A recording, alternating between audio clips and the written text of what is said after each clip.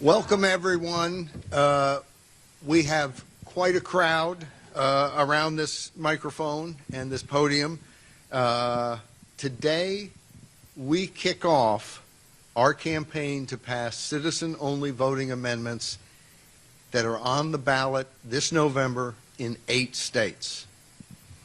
Before we hear from our organization's president and elected officials who have been working on this issue, I want to recognize the other folks up here who have worked so hard to make this possible. First of all, Kevrick McCain, who is our leader in North Carolina and who has also become a huge help in other states like Georgia and Wisconsin. Kevrick, thank you very much. Craig Scott. Craig is a ACV spokesperson. He also has a very compelling life story that you may be interested in. One of the reasons I wanted to have these folks up here and recognize them is because I think media people who will not hear them today may want to talk to them after this press conference. Some great stories and great people. Simone Pemberton, who has been a great activist in North Carolina and is running for the state Senate against one of only 4 people in the Senate who voted against the citizen-only voting amendment that's on the ballot this November. Thank you, Simone. Timothy McCain. Timothy's from North Carolina, has been very active in our door-knocking efforts in North Carolina and in Georgia. Been a big help. Thank you, Tim. Gil Pagone, who's from North Carolina and is with Hispanos del Sur, an organization that works to get Hispanic voters out. Thank you, Gil. Will Martin. Will is leading the charge in Wisconsin with ACV. That's question 1 on this November's ballot. Thank you very much, Will. Becky Arps. Becky is our research director. She happens to be from Missouri. Missouri is also on the ballot this November with a citizen-only voting amendment. And Chris Arps, I think they know each other, who is our president emeritus, is also a voice on radio in Missouri. And Jack Tomczak. Jack is our vice president of outreach. For media people, he's your best person to call and has done a fantastic job. I want to thank everybody that I've just mentioned. You guys can go ahead and have a seat, but I thank you very much for making this all possible. And Abby, you have to stay up here. And actually, let me get all the elected officials up here, and we will take it one at a time. There is much talk about non-citizen voting in the United States of America. There is disagreement about how much it happens or doesn't happen when folks are talking about non-citizens voting illegally. But we are here today to talk about something that's very certain. There are non-citizens voting legally in the United States of America in 4 states, in 19 cities, and we believe that is something that the American people ought to get to weigh in on. It's happening here in Washington, D.C., in San Francisco, in Oakland, 11 cities in Maryland, 3 in Vermont.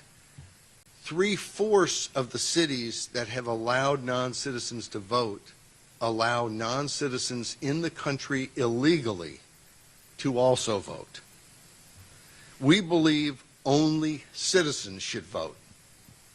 And we have worked very hard to give voters in 8 states a chance to weigh in directly on that issue this November. With that, I'd like to introduce our president, Abby McCullough, to say a few words. Thank you so much for having me and for allowing me to speak with you today. My name is indeed Avi McCullough, but I was actually born Avila Montega de Oliveira Batista.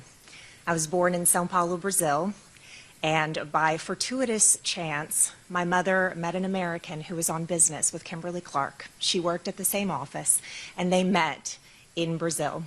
They wrote letters back and forth for 3 years and started a love story that transcended borders. At that time, we were so poor that we didn't even have a house phone. My mother couldn't even call the man that she deeply loved. By the time their love story continued, they had each respectively dated other people and realized that there was nobody else on the globe for one another. So my now father, my stepdad, invited my mother and I to come and visit him in the United States. We came legally to this country on a visa. And after spending one Christmas together, he knew that we could never spend a Christmas apart again. So he proposed to my mother. At that time, we were granted green cards, which ironically are not green. They're actually pink. But the green cards permitted me to live and work in the United States for the duration of my life. My mother was granted the same right. We never thought about citizenship. It really didn't ever come up as an issue. I attended American schools, I worked for American businesses, but it wasn't until I hit the ripe age of 18 that I realized I don't have the right to vote. I began the long, tedious, grueling process of becoming an American citizen. And during this process, I realized that American schools maybe aren't teaching the things that they need to as it pertains to our government. I had to study like I'd never studied before, just to be able to take the entrance exam to enter this country, something that most people get just by being born here. The citizenship process taught me so much, not only about this incredible country that we live in, but about our legal system, about our political system, and all of the things that it means to be a responsible voter. I advocate for citizen-only voting because citizenship truly transformed my understanding of this incredible country that we live in. It's so important, it's so vital for people to understand what it is they're fighting for, what it is they believe in, what this country was founded on, in order for them to be informed citizens that can make these wise decisions as well. My mother and I are now both citizens. We actually went through the process separately. For me, it took several years. It took a lot of money. It took driving 5 hours one way. It took renouncing the citizenship of my home birth country. And I did it with so much love and so much conviction because I truly believe that this is the greatest nation in the world. It gives opportunity that people cannot even begin to fathom. The fact that you can be born here in any class system and find your way to the top, work diligently enough to reach something, to make something of yourself, is one of the hallmarks of this country. And that's something that my family in Brazil has not been afforded. When you are born poor, you will die poor. There is no opportunity for you. I understand the reason that so many people want to flock to this country. I absolutely respect it, but I also respect the legal system in which this country was founded, and I respect doing so in a legal manner. When it comes to voting, it's not about being anti-citizen or anti-foreigners. It's about being a part of this family, of this home. You wouldn't let your neighbor weigh in on your family budget, but you might invite them to dinner. It's the same concept.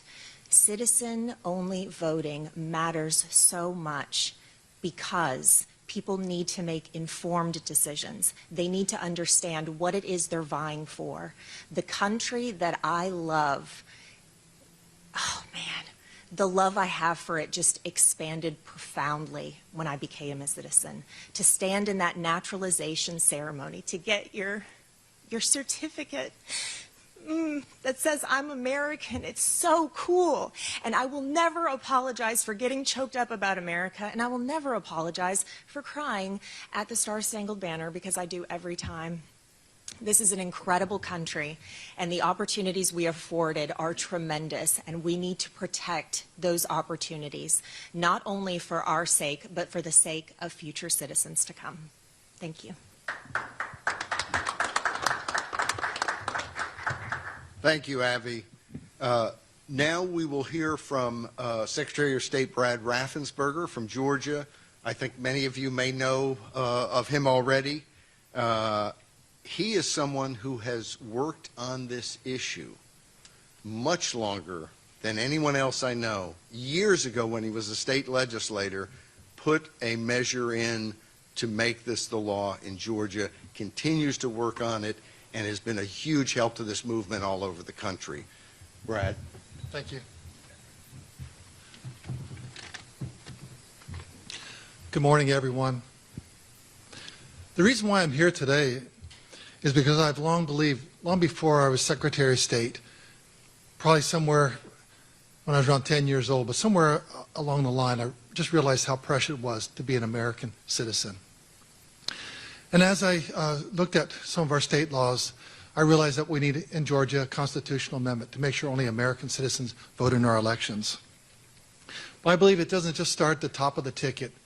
I think it starts at every single office holder, from the school board to county commission, city council, state house, state senate.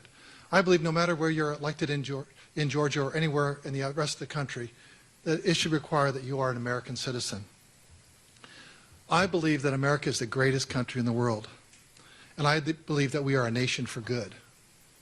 I love America, and I love American citizenship. I love what we stand for. I'm proud of our founders and their wisdom. I think about Washington, Jefferson, Madison. And I think we honor them when we make sure that only American citizens could vote. I think also about anyone that has ever served in the military, that actually wore the uniform and then took it out in battle. And then some who never came home, who lost their life, dying, fighting for our freedom. And I think that commitment that they had for our nation, we honor that when we do two things: when we vote in our elections, and when we make sure only American citizens are voting in those elections. I think that great nation should never devalue two things: our currency and American citizenship. I believe that we are the gold standard. I don't think there's any other country in the world that allows non-citizens to vote. But frankly, I don't care what the rest of the world does. America is the gold standard. We set the model, we lead, and only American citizens should be voting in our elections. And if you just think about this, I heard a great analogy, but here's another one, because I think most common sense Americans can kind of help noodle through this idea. Because a lot of times people, there'll be naysayers about this non-citizen, voting. But I think that voting is more important than being on a jury pool. And I think being on a jury pool is very important. You have to be an American citizen to be on a jury anywhere in America. Doesn't it not make sense that a more precious right, the right to vote, should require American citizens only to be able to exercise that right to vote? So I believe that no matter where you're elected, from president, school board, county commissioner, that we should require only Americans to vote in our elections. And then you think about right now with the open border policy that we've had in place for several years now. Voters are concerned about non-citizen voting. Well, I can give you great news about in Georgia. Because we partner with our Department of Driver Services, we have robust citizenship verification. And so before people go on the voter rolls, Department of Driver Services, who actually registers about 99% of new voters or when they renew their driver's license, is going to do a robust citizenship verification. And yet we've been sued already in Georgia by two groups. Stacey Abrams' group, Fair Fight. Fair Fight Action sued us in federal court. We met them and we beat them in a court of law. Then we were sued by the Georgia Coalition for the People's Agenda. So, same thing, and they wanted to stop us from doing citizenship verification. We met them in a court of law and we did prevail. We think that sets great legal precedent for anyone in the country that wants to do citizenship verification the way Georgia does. We think it makes sure that only American citizens are on the voter rolls, so only American citizens are voting in our elections. So we think that's really important, and that's why I'm here today, because I think it's very important that only American citizens ever vote in our elections here in America. Thank you very much. Next, I want to introduce Julian Bradley, state senator from Wisconsin, who led the charge to put question 1 on this November's ballot. Thank you. Well, good morning. We've heard so much already this morning why citizenship matters so much, and that's why these questions are coming forward. In the state of Wisconsin, we are the most purple of purple states. In the last 2 presidential elections, they've been decided by 20,000 votes or less. In 2 gubernatorial elections ago, that election was decided by roughly 20,000 votes. Yet this issue of citizen-only voting is polling somewhere over 75%.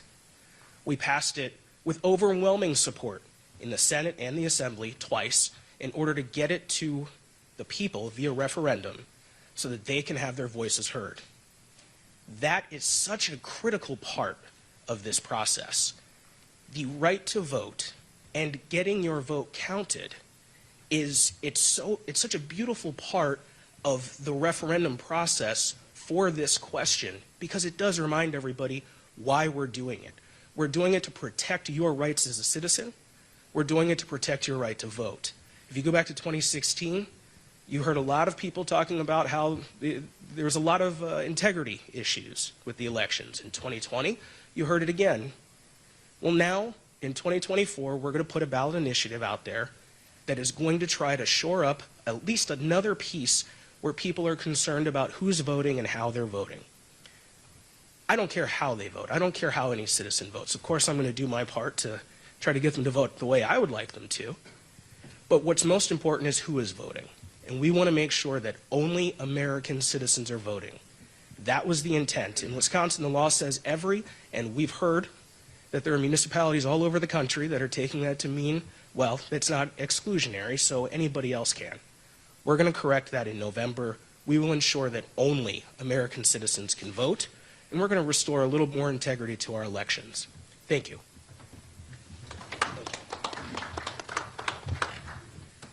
Next, let's hear from Brad Overcash, state senator from North Carolina. Brad was instrumental in making it happen there. Well, thank you very much, Paul. It's an honor to be here. Thanks to everyone who's here from the press and also fellow legislators. I will say this. In North Carolina, it was important for our legislature, and you are hearing from legislators, but this is really about the people of North Carolina and about the people of the other 7 states with this on it. All we did as a legislature, it was empower the people of North Carolina to make the decision to amend their own constitution to declare that citizens and only citizens are allowed to vote in our state and in these other states where they've taken this great measure. So it's an honor to be here. Thank you for all you've done to help make this happen, and I appreciate it. Thank you, Brad. Next, we'll hear from Senator Shane Jett from Oklahoma. Thank you, Paul. And it's an honor to be here and to be able to stand up for a country that I have raised my right hand, both as a member of the Oklahoma House of Representatives, a member of the state Senate currently, and also as an intelligence officer in the United States Navy. I speak to you not only as a former officer, as an elected official, but as a daddy and a husband to my wife, who I met in Brazil. Her boyfriend was nice enough to introduce her to me at his church. Nice guy. And we got married 2 years after that, and brought her back to Oklahoma, where we started a home. We have 3 beautiful daughters. And I began to work on the immigration process myself as a House member. And I did it myself because it's very expensive, and we were rich in faith and hope and love and low on cash. And so I did all the work myself. I know the tremendous amount of paperwork, the meticulousness, and you're dealing with the bureaucracy, so document, get it in. It's a laborious process. And then watching my wife with other immigrants raise their right hand and swear an oath that was very similar to the oath that I swore to uphold the Constitution and defend it against all enemies, foreign and domestic, and to swear that she was going to be loyal to this country that I love so much. It was a lot like she said it was a lot like getting married again. So instead of swearing loyalty to her husband, and I swore my loyalty to her, she swore loyalty to the United States. And when you think about things you care about, if you want to have an opinion, that matters, that's going to be definitive, then you need to demonstrate a commitment that you have a right at that table. So I had all kinds of opinions about my wife-to-be, but until I put a ring on her, my opinion was just an opinion. And then once we had that commitment, that ring in place that says, I am committed to you, did the dynamic change. So my wife, when I met her, was Ana Carolina Fejera Gomez. And when I put that ring on her, she became Ana Carolina Gomez Jet. We belong to each other. As a Navy intelligence officer, I couldn't go into a skiff with a top secret clearance without a need to know what was behind that door. Why? Because I could hurt the United States with the information that lay beyond that door. And I had to be investigated to make sure that my commitment was firm to the United States. Well, in the United States, the civilian form of government, the President of the United States, is over the military. And I couldn't get access to military intelligence until they knew I and my commitment to the United States was firm and documented. And we cannot have people who do not have a commitment to this country, who hasn't been vetted, who hasn't sworn an oath that they're here to build and thrive and commit and lay down their life if necessary for this country, choosing who our elected officials are at any level. And so it's as a House member and as a senator, being able to speak on behalf of my district, Democrats and Republicans polled. 80% of Democrats says we need to make sure that people who are committed to this country, have done it the right way, are getting to choose who our leaders are. 90% of Republican. This is a nonpartisan issue. Those individuals who have come against us, calling us all kinds of hideous names, that our motivation is because we hate people, those individuals are also parroting that this is an evil country, and they fundamentally want to change the country at its core. And what better way to do that than to bring someone who doesn't comprehend what we have beyond economic opportunity and begin voting to erode the sovereignty of this country. If you love this country, then put your ring on and become a United States citizen and show a commitment that you're here to build and not tear down. And that's why I'm proud to stand with my fellow elected leaders and with over 85% of American citizens who believe if you want to be part of this country, show it with commitment and do it the right way. Thank you, Shane. Shane, go ahead and stay up here. I'm going to introduce Josh Kimbrell, but I just want to mention when he's through, Brad, Julian, if you'd come back up because this press corps may have some questions. But let me introduce Josh Kimbrell, State Senator from South Carolina. Thank you, sir. Good morning, everybody, and thank you for being here. You've heard a lot of us today talk about how we have family members who are naturalized citizens. My wife is a first-generation legal immigrant to the country. So you keep hearing all these people talk about this is somehow against people coming to the country, or it's nativist, or somehow it's prejudice. This is not about that. This is about making sure that the people either born in this country or citizens or become naturalized citizens have that citizenship honored. And throughout history, if you look at, I believe history is a good guide. You're doomed to repeat the mistakes of the past or miss the blessings of good decisions made in the past if you don't study history. And every major empire in the history of the world, every major power in the history of the world, look at the Romans, a great example of that. As the value of citizenship began to be diminished, as the value of citizenship and the rights and privileges and responsibilities inherent to that citizenship were undermined, you started to see a dissolution of society, a breakdown of order, a breakdown of what it meant to be a member of that country, a citizen of that country. And so in this country, we're standing up for that. We're going to defend the rights and the privileges and responsibilities that come with citizenship. Whether you chose to become a citizen or you're born here as a citizen, we believe citizenship really does matter. And like so many other things, if you look in the city we're in today in Washington, the United States Congress has had this very debate about defending citizen-only voting. And that's in no small part because of Washington, D.C.'s decision at the city level to allow non-citizens to vote here. And in the case of citizen-only voting, Washington, D.C. stands for they don't care. Washington doesn't care if you're a citizen. You can vote here in city and municipal elections, and they're fighting the Congress over it.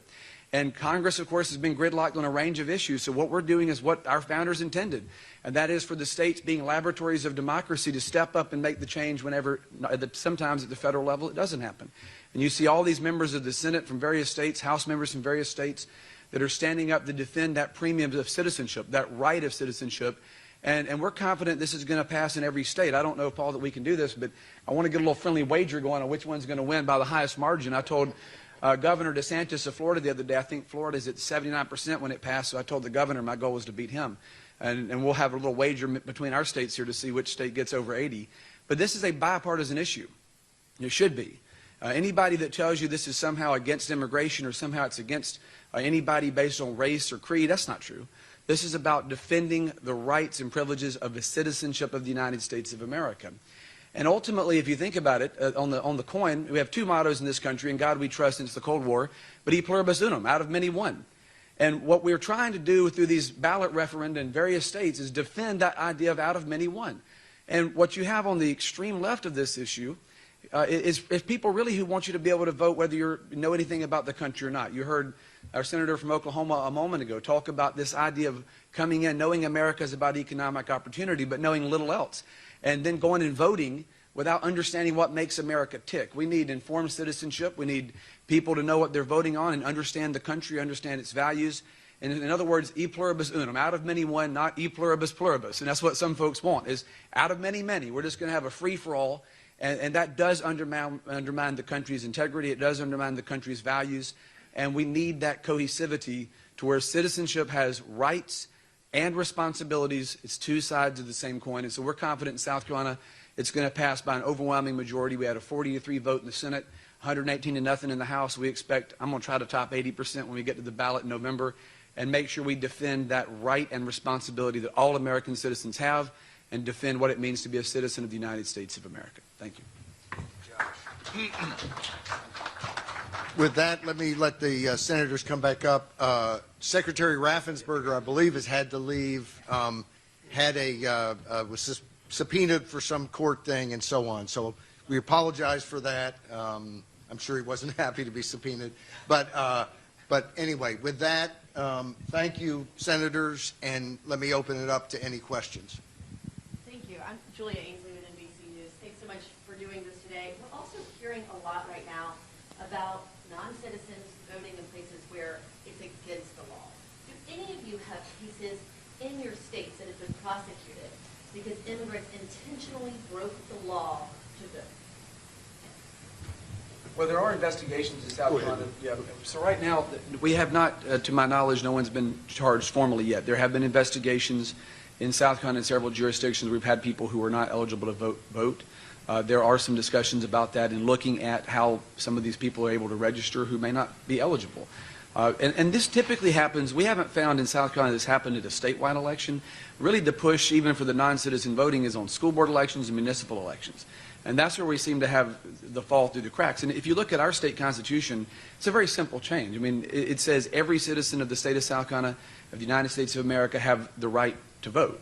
But it sounds innocuous enough. You think, gosh, that means and most people, when you ask that question, say, well, that means only citizens can vote. Unfortunately, what's happened in jurisdictions like California, Vermont, New York, here in Washington even, is they've taken that as a floor, not a ceiling. And so you have this interpretation, well, they can extend the right of suffrage beyond just citizens. And so we're trying to close that loophole where we can really be sure that when any local municipality or school board tries to register somebody who's not a citizen, that's very clearly unconstitutional.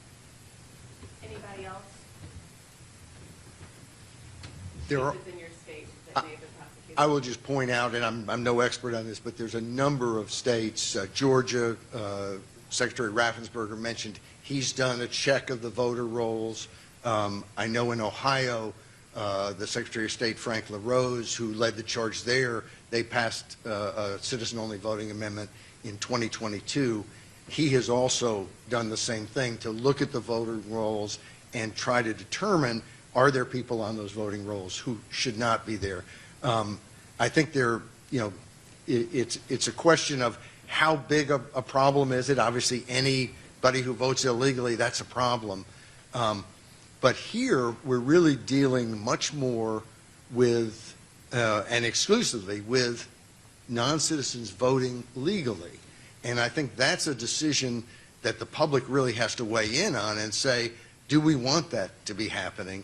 And of course, if the voters decide, as they have every time, that we want only citizens, then there is an enforcement part of that. You do have to follow up and make sure people follow the rules. But we're really at the point of setting those rules clearly. Yes. I'm Arthur Delaney with HuffPost. Thank you.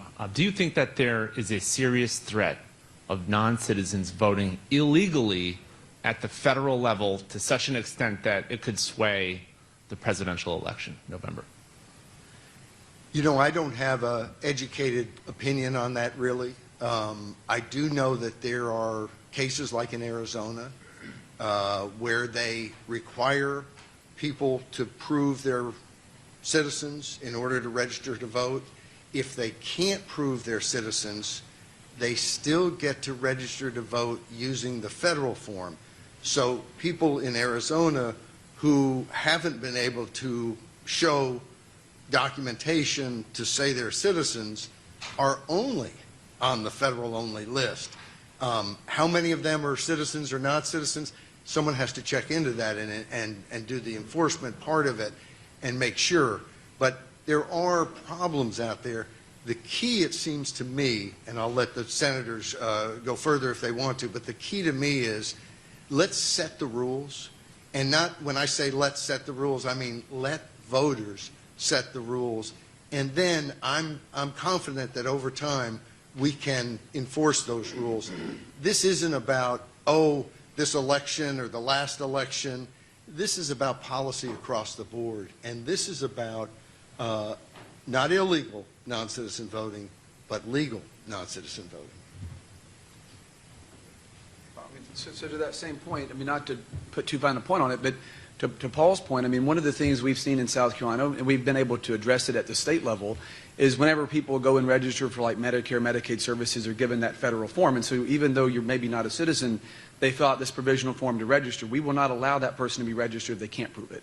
So to the point about Arizona, in South Carolina, even if you get a form mailed to you for Medicare, Medicaid when you go enroll, we don't take that registration, put you on the voter rolls until we can verify citizenship. So I think to your point, is it enough to sway the election? I think it's a state-by-state issue. I mean, personally, I don't have enough evidence to tell you one way or the other. We're just trying to be sure that in every state where we're taking these actions, we're being very clear we're not going to allow that opportunity to exist. And that's where there's some tension between the federal and state. And the states are going to have to step up and be sure that when people get these forms, when they register for programs, for example, that that's not somehow making it onto the voter rolls, and that's going to be a challenge for every state in the country. But people have to attest on that form that they're citizens and that they commit a crime if they say they are and they're not. Sure. That's true. It would be a crime. Let me go back here. Hi, Molly Martinez, Ray Television. Thanks so much for doing this. Some of the critics of this have said that this is a solution looking for a problem. I'm just wondering, looking back at past elections, you say this happens a lot on down ballot races. What kind of data are you seeing of instances in which this is actually occurring? Go ahead. So there are at least 2 court cases that have been working through the system where the word every has been used, as the senator said, as a floor, not a ceiling. And it's critical, at least for those court cases, to in North Carolina and in these other states, to give the people a chance to amend their constitution to use the word only, because that's the word these court cases have hinged upon. So that argument, really, I have not heard that, and it's clearly debunked by those court cases. And there's a broader issue when it comes to the problems that the American people are being saddled with in real time now. As a Navy intelligence officer, I look in questions of national security.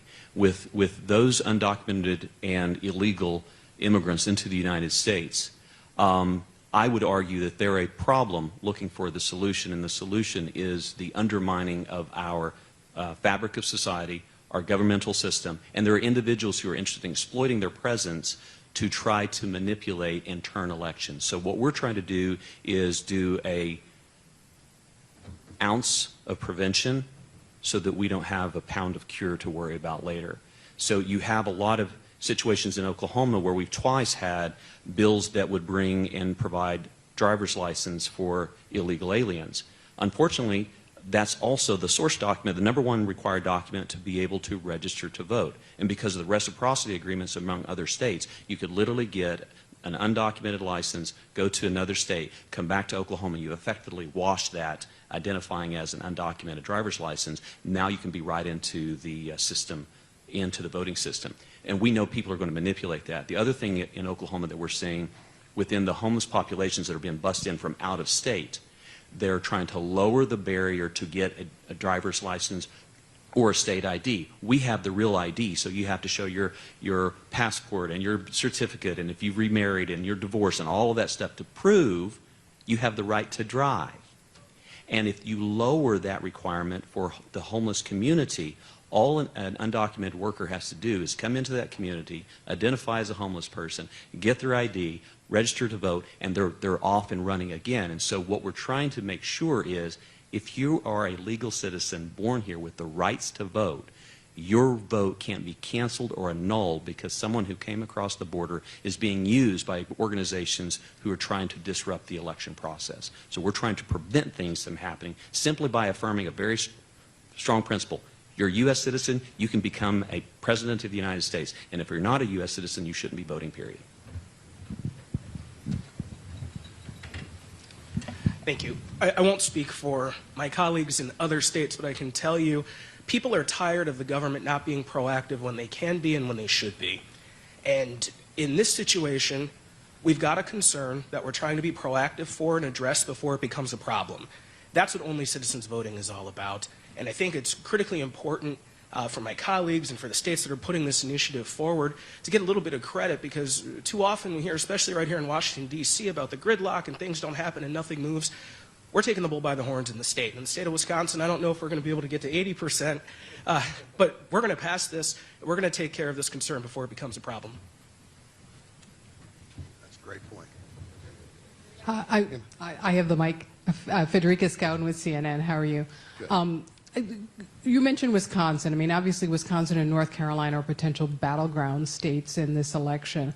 And a number of folks have spoken about how popular this is. Can we talk a little bit about what this might mean in terms of driving Republican turnout, and whether that might have an impact on the results this fall? The part one, and then part two, I'm curious about what sort of budget and effort you're putting into this in these 8 states this year. Go ahead. So from the North Carolina perspective, it is overwhelmingly popular in the state. So it crosses both lines. I mean, we have seen polling well into the 80s, close to 90% across our state. And in a state like mine, that encompasses unaffiliated voters, Republicans, and Democrats. So I think it's going to be an overwhelmingly popular choice amongst folks that are maybe voting in different ways on the overall ballot. In terms of turnout for Republicans, I think a lot of people have tried to make it about that, saying we're doing this for Republican turnout. I will tell you, when I sponsored the referendum in South Carolina, one of the original co-sponsors after I introduced it was the Senate Minority Leader, who's a Democrat, because they recognize they can read the polls too. This is not a turnout issue just for Republicans. I think this is going to drive turnout, but frankly, just voters in general who are concerned about the issue. We're working pretty hard in South Carolina. I know the other senators are in their states to make sure everybody knows it's on the ballot and what it means. We feel it's going to drive up overall voter participation, not necessarily by party. The few folks that we had 3 Democrats in the Senate that voted against it, every one of them took a lot of heat for doing that, and their own party came out and endorsed the position. So I think it's going to drive turnout, but I don't think it's necessarily partisan. I think it's going to, a lot of people are going to want to vote and weigh in. We've seen the same numbers, 80% plus, depending, and that's across every demographic. Male, female, every racial demographic, Republican and Democrat. It's almost maybe a point or two difference between the parties in terms of registration. But we think it's a turnout tool for everybody. It's going to get people to show up to the polls, and they're concerned about election integrity. Both sides are. I mean, frankly, in the post-COVID world, a lot of things have changed. A lot of people are confused about changes in every state. This affirms that commitment by every state represented here to defend the integrity of the ballot box, and I think that's a bipartisan issue. I just wanted to mention, so often I read articles and I see people talk about this as a turnout issue, and there's a negative connotation to that, and it strikes me that we want people to come out and vote, and the best way to get people to come out and vote is to give them something they really want to vote for. And so that part of this as a turnout issue, I want to just embrace, because this is something voters care about. And I think we ought to have more turnout issues and spike that turnout. But as a follow-up, the budget for this? We will spend in each of these states. I don't know exactly what that spending will be, but it will be over 7 figures, not in each state, but overall. This has been a very grassroots campaign. We haven't had the millions that some folks do, but we will make certain that people hear about this and know that it's on the ballot, because I think they're going to be excited to know it. The amendment went through the Iowa legislature twice. By percentage, what percentage of Democrats voted for it both times? 100%.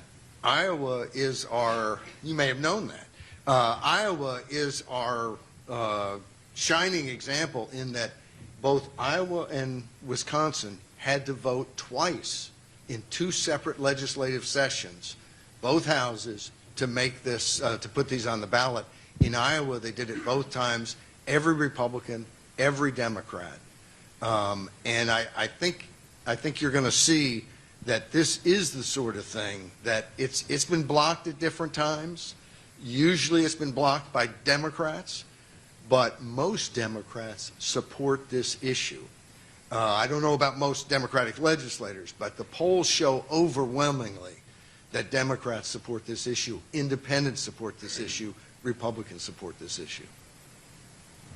Victoria Churchill, New York Post. In your opinion, how does non-citizen voter registration happen? I'm just talking, in Virginia specifically, just last month, the governor and the AG announced that there was 6,000 non-citizens cleared off the voting rolls. But how can we prevent them from registering in the first place? Well, that's a great question, and folks may have some things I'll address it, but you might. Well, sure. I mean, that's like what we talked about in South Carolina. One of the biggest issues, the way that happens in almost every state, are the federal registry. The way when you go register for services, Medicare, Medicaid's a great example of that, I believe. In our state, that was a big. People went kind of fired up over that when they heard that they're getting forms when people go register for Medicare, Medicaid. They're getting a registration form. That's true. I mean, that's just the federal policy. They do that. The states are going to have to police that and be sure whenever you get that form back, you're verifying whether those people are citizens or not. I think it's true in North Carolina. I'm sure it's true in Wisconsin, Oklahoma. We will take those. We obviously have to take those forms whenever those registration forms come in. But we do additional deep dive after that and make sure that they can prove documentation of being a citizen. It just comes down to diligence by the state. I mean, it's illegal, as we heard earlier. It's illegal to sign that attestation form and say you're a citizen and register to vote using a form you got when you register for government services. But that didn't stop people. I mean, people do illegal things all the time. So what the state has to do is look at each one of those applications and ferret out whether it's real or not.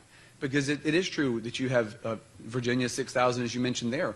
If you're in a tight election, that can really make some significant difference. But I think the bigger point we've all tried to make here today is not just that you have people who break the law and register illegally. We have to police that. But we also have to be sure that jurisdictions aren't doing it legally. And so what drives that is when you have a sanctuary city or a city that decides they're going to go register these folks who are not legally in the country legally. And we're trying to close that loophole because that makes it a lot harder for election officials to make a determination. So when you get one of those forms that's falsely attested to and people are illegally registering, if you have jurisdictions in a state or a state itself saying, well, gosh, you can do this, that makes it awfully hard for a voter registration board or a board of voter registration to actually determine whether that's an illegal voter or not. So we're trying, this is again, it's belts and suspenders approach to make it a lot easier to ferret out whether it's an illegal application. One of the things we're looking at in Oklahoma is making sure there's no perverse incentive to artificially balloon the rolls. So one of the things we have in Oklahoma that needs to be addressed is there are bonuses the more people you have registered.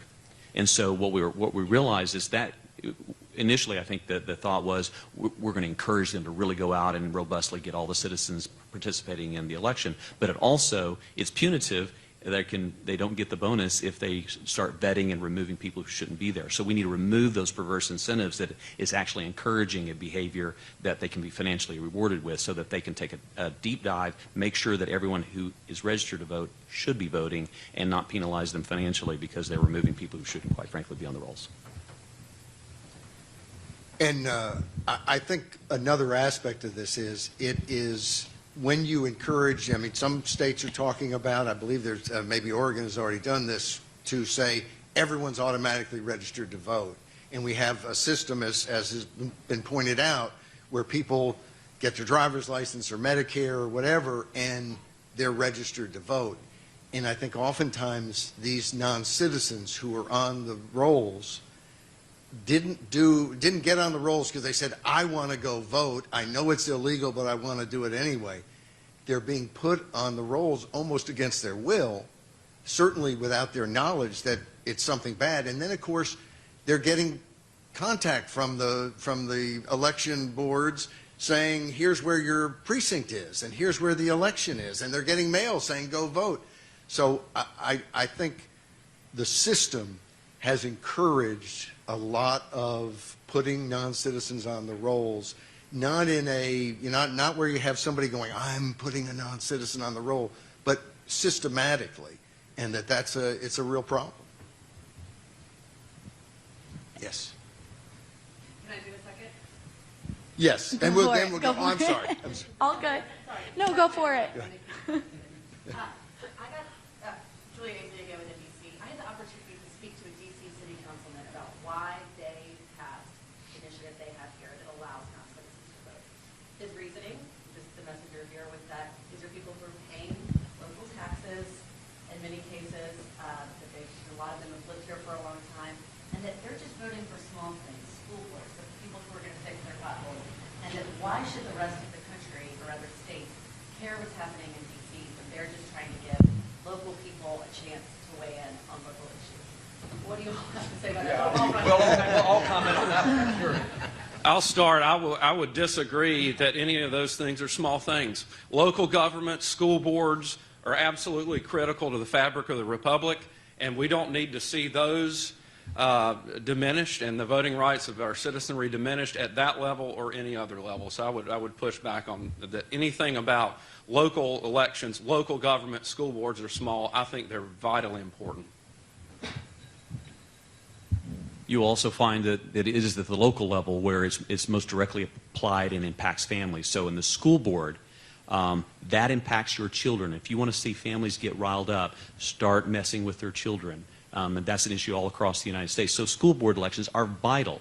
And what we saw in the rollout of COVID, a lot of the draconian things that were put into place that were quite frankly a violation of the First Amendment, telling people they couldn't go to church, telling people they couldn't talk to each other, make them separate, all these types of social controls were implemented at the local level, where you started feeling government really going after and abridging your constitutional rights happened at that local level. So what we have to do for sure is make sure that anyone who is voting understands the First Amendment is part of the training. Quite frankly, my wife went through the citizenship training.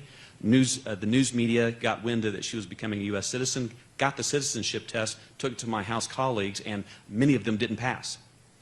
And at the end of the day, if you are here, you need to go through that training, understand the Constitution protects you from the majority who might want to take away your rights simply because they have more votes than you. So understanding fundamentally your constitutional rights protects you has to be applied at every single level of government, school boards, local elections, at every level. Well, and I would say to that point, I mean, that D.C. City Councilman person basically said the quiet part out loud. Anybody that questions why we're here, I mean, I think he said the quiet part out loud, right? I mean, this notion that a school board or a local council doesn't matter, I mean, we've already heard it from the senator here. In our state, every school board has millage authority. They can raise your taxes. And so why would anybody support the notion that somebody who's not a citizen of the country can go vote to raise taxes on people who are citizens of the country? I mean, that's back to that family argument we heard earlier. You might invite your neighbor over for dinner, that's being neighborly, but you're not going to let your neighbor decide what your family budget is or how much money you're going to spend on the dinner. And to me, this idea that this doesn't matter, that's pretty crazy. I mean, and I think that underscores the whole point of every state up here having this amendment on the ballot. If you go to France right now and you buy a flat in Paris, you don't get to vote. I have a friend that has a place in the Bahamas. He didn't get to vote. He pays taxes, but he didn't vote. My wife still has property back in Ukraine. I'm not sure that property value is holding real great right now, but still got to pay taxes. We don't get to vote. I mean, no country in the world allows you to, as a non-citizen, go vote on tax increases or vote on local budgets if you're not a citizen of that country. So it's really crazy to me that anybody tries to guilt Americans into saying if you don't do this, somehow you're nativist or insensitive. Every country in the world that respects its sovereignty takes the same position we're all taking. I understand that if you're paying taxes, you say you want to have a vote. That's why you go through the process and become a citizen. We have that process available, but you've got to go through the process. We shouldn't allow anybody to raise taxes or make any kind of zoning decisions or school board decisions without being a citizen of this country. I think that, again, the quiet part was said out loud there. So I appreciate him saying it. It makes it, we might get over 80% in every state now. And I'll just add real quick to that, that's the glory of the fact that it's a referendum. The people themselves are going to get to decide. And I think if they put it up to D.C., maybe it would be a little bit of a different outcome. But in our states, we're going to give our people the opportunity, our citizens, to say whether or not non-citizens should have the right to vote in local elections. And I believe it's going to be overwhelming. I don't know if Wisconsin's going to hit 80%, but we're going to do our best to make sure we do. And it's been said before, and it'll be said again. The right to be a citizen, the right to vote, is so critical, and it's so important to the fabric of who we are as Americans. It should be protected. I would just add that it was the D.C. City Council that passed this. We don't know where the voters are in D.C. I'd like to find out. We may poll. You may see an initiative at some point. New York City, we did poll the weekend before that city council overwhelmingly passed non-citizen voting there that would allow 800,000 to 1 million non-citizens to vote. 62% of New Yorkers were opposed to it, and less than 30% were in favor of it. So it's the sort of thing where I think by and large the public clearly doesn't agree. But the concept of it is no taxation without representation. And this is really stretching that beyond all, relevance, because, we travel somewhere and we, buy a Coke, we pay taxes. We don't get to vote in that city. And it's the sort of thing where, of course, here, in some cases, I remember reading an article in Maine where a woman in Portland, Maine, they were talking about doing this. They defeated it years ago. They're still talking about putting it back on the ballot. But a woman said, I've been here for almost 20 years, and I don't get to vote. But I just don't want to give up my British citizenship. And I think we can all understand that. But that's the choice. Vote in Britain or vote here. And we call them non-citizens, but each and every one of them is a citizen of some country. So they've got to make the choice to come here. And there's one other aspect of it that sort of bugs me, which is this idea that it's just local. And I think the senators kind of knocked that out of the park, but I want to add one thing to it. In our system, the state trumps the local, and the federal trumps the state. And so if I believed that people had a right to vote, then I don't know how I could say they have that right, but only locally, so that it could be trumped by the state or by the federal government. If you have a right to vote, you have a right to vote at all levels of government. And I think it kind of shows that this argument is not really very solid. Jessica Sonkin, Fox News. Pivoting back over to the Hill, wanted to ask you all about Speaker Johnson potentially adding the SAVE Act to this upcoming interim spending bill. Do you have any concerns about a potential shutdown if he is to include this bill, given the Senate majority and administration stances? Sure. I'll answer all these questions. Look, I think that's going to be an interesting test. I support the speaker putting it into I support that. I think it's a question that needs to be asked. I said that earlier. One of the reasons every state here represented is taking this action is because, frankly, the federal government hasn't. A lot of things you've seen states do is because the federal government doesn't take action. Of course, there's this argument that if Speaker Johnson puts it in, he's leading to a government shutdown, but I can flip the script for 1 second. I'll be partisan on this one for a minute because I'm a Republican member.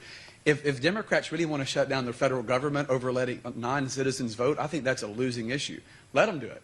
You can't blame Speaker Johnson for shutting down the government if Democrats in the Senate refuse to defend the integrity of elections. I mean, I think we've heard here everybody talking about, in both parties, it's overwhelming support for these referendums, overwhelming support for the SAVE Act, if you really hear what's in it.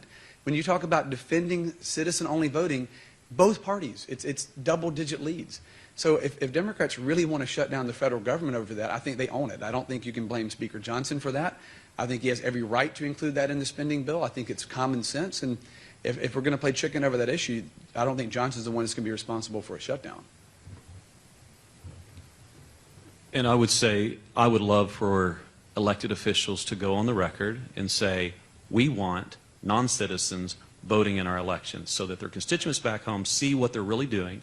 And like in Oklahoma, we have a balanced budget amendment, and a lot of the people who did not support this amendment, they weren't invited to come back to the Capitol by their own constituents who wanted them to come home and think about their life choices. So yeah, go on the record. Let's see where you stand. Thank you. Unless there's another question, I'm going to close it. Thank you very much for coming. These senators will be here if you have more questions, and so will a number of other folks that you were introduced to this morning, all of whom have made this happen. 8 states, 42 million people live in those states, will be voting in November. Thank you, sir. Thank you. Great job.